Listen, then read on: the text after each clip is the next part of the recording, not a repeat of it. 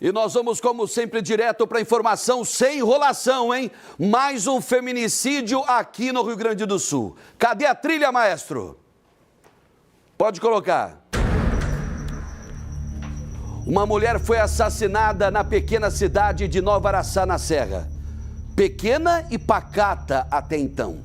A vítima tinha 42 anos e foi atacada a facadas dentro de casa. O autor do crime? O marido, 54 anos, que tentou tirar a própria vida na sequência de matá-la. E acabou preso em flagrante. Ele diz que tentou tirar a própria vida, né? A reportagem é da Helena Herter.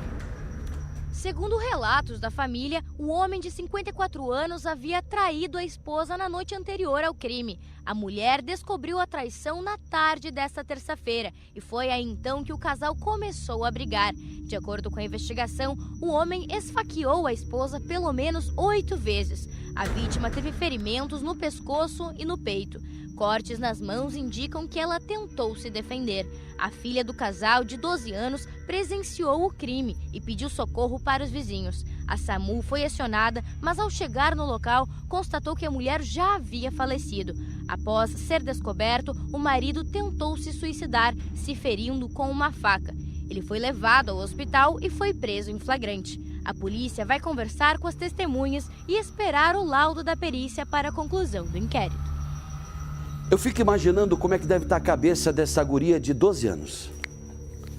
A mãe assassinada pelo próprio pai diante dela. Testemunhou tudo. Todas as facadas. E mais uma vez, né? Mais um crime contra a mulher pelo fato de ser mulher. E aí configura o feminicídio.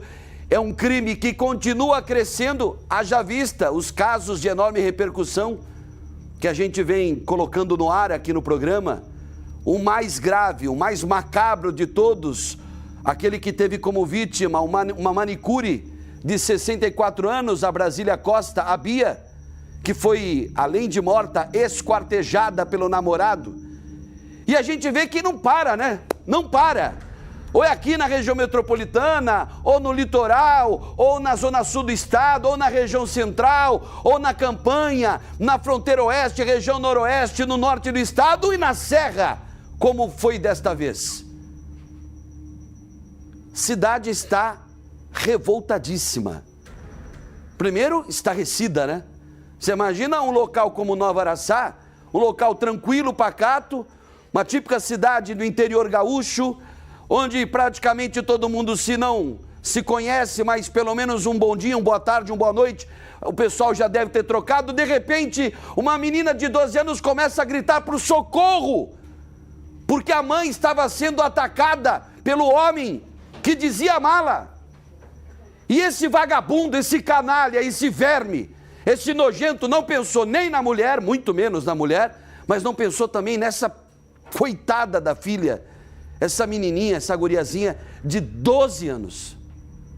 12 anos. 12 anos. Vai levar para o resto da vida a imagem de ver a mãe sendo esfaqueada até a morte.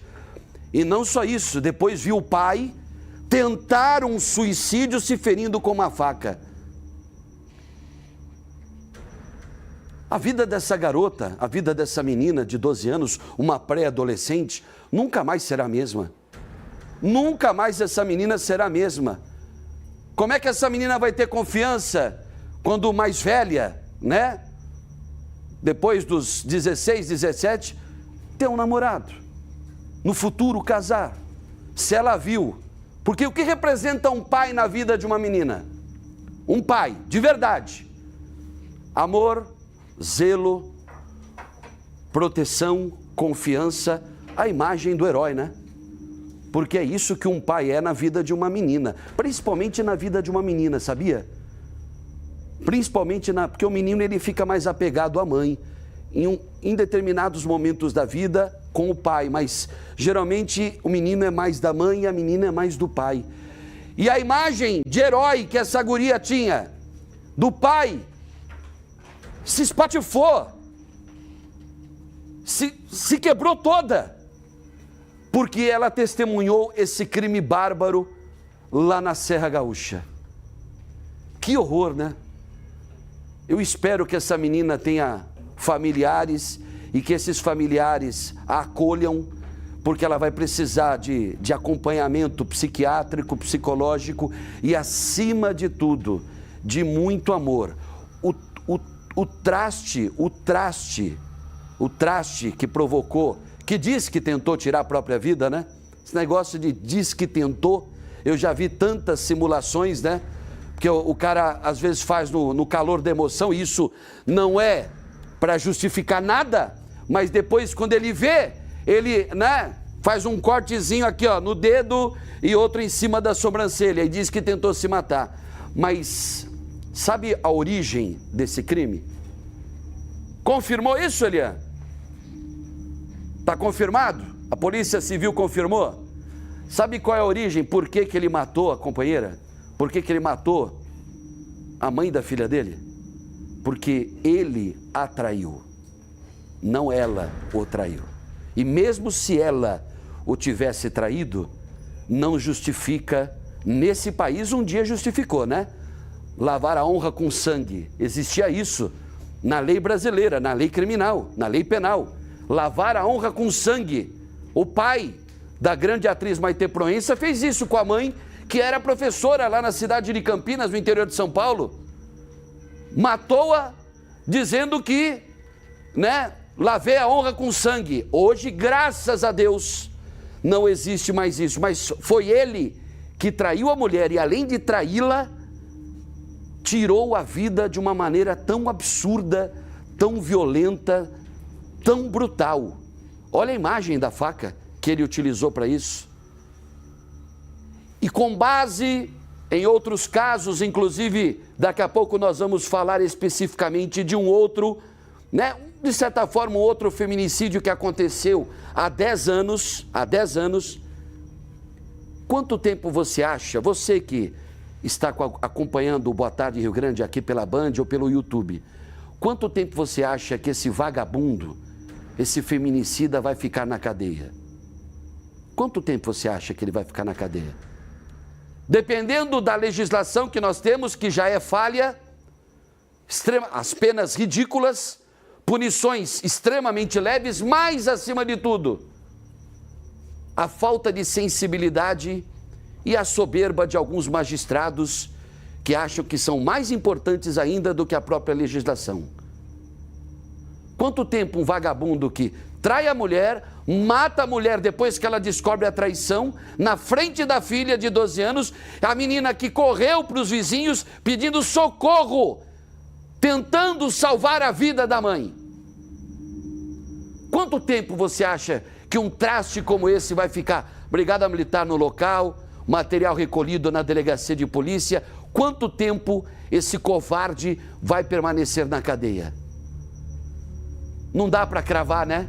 Porque a pessoa, no Brasil, a pessoa é condenada a 30, fica 9, né? E vai embora, vai para o semiaberto. Às vezes demora para ser julgada também.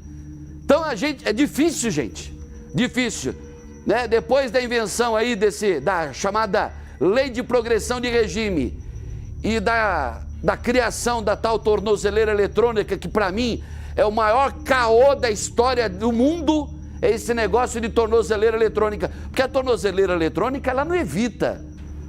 Existem casos, mas são raros, de que a tornozeleira eletrônica realmente havia um monitoramento em tempo real e, graças a esse monitoramento, crimes foram evitados. Isso é muito raro acontecer, porque a tornozeleira eletrônica é uma desculpa esfarrapada do poder público, do Estado, porque o Estado não pensou no passado em construir escolas. E aí, quando não se constrói escolas, no futuro tem que se construir o quê? Cadeia.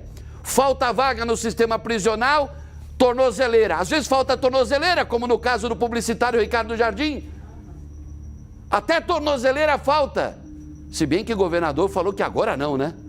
Na inauguração da nova cadeia pública de Porto Alegre, o governador Eduardo Leite falou que não. Agora não falta, mas faltou, governador. E aí? O senhor já estava no Palácio Piratini, quando faltou tornozeleira eletrônica, o que possibilitou, primeiro vaga no semiaberto, né? Depois da tornozeleira eletrônica, o que possibilitou o feminicídio da manicure de 64 anos vítima do publicitário de 66, a Brasília Costa, a Bia. E até quando a gente vai ser obrigado a dar esse tipo de notícia, hein? Abrir o programa com uma notícia como essa estraga o meu dia, o seu dia, o dia de todos nós. Mas aí vem a raiz de tudo isso, né, Fábio? Você como mulher sabe muito bem disso. O machismo estrutural, enraizado até para baixo do lençol freático. O machismo, mas eu ia falar do racismo, que também é, mas o machismo que está lá, fincado lá embaixo na terra. Se bobear lá no núcleo da terra, o machismo. Porque os homens podem tudo, as mulheres não podem nada, e isso desde a infância, né? Quem cria os machistas? Pais e mães. Está na hora, né? Está passando da hora, na verdade, do processo de reconstrução dessa geração que eu espero que essa nova geração, né? Geração dos meus filhos aí de 21, 22, bem que essa geração também é complicada, mas quem sabe a geração do meu caçula de 6 anos já esteja livre deste câncer chamado machismo. Porque o machismo é a raiz dos feminicídios, tudo começa lá. Começa num olhar, um olhar que repreende a mulher pela roupa, ou pelo que ela fala, pelo comportamento dela. E ninguém tem nada a ver com isso. Mulher faz o que bem entender. Mas não, né? Não, é difícil, né? O governo do estado criou, ampliou, na verdade, não criou, ampliou a questão da medida protetiva online. Porque, vamos lembrar que 30, 40 anos atrás, as mulheres não tinham delegacias especializadas no atendimento delas aqui no Brasil, as mulheres, e quando elas chegavam numa delegacia repleta de homens, elas se sentiam constrangidas e eram constrangidas também pelo machismo dos policiais na época. E aí criaram as delegacias especializadas no atendimento à mulher, ou como lá em São Paulo, as DDMs, Delegacias de Defesa da Mulher. Aí veio a Lei Maria da Penha, com a medida protetiva. E o que mudou depois de tudo isso? Me diga, as mulheres continuam sendo assassinadas pelo fato de serem mulheres. É lamentável, gente, pelo amor de Deus. É lamentável, tá? Vamos tentar levantar um pouco o astral, não? Vamos? Daqui a pouco eu falo sobre aquele outro caso, um outro feminicídio que aconteceu há exatos 10 anos, tá? Daqui a pouco eu falo, vamos melhorar o astral aí, porque senão é muito baixo astral e a gente, é nosso compromisso, né? A nossa obrigação é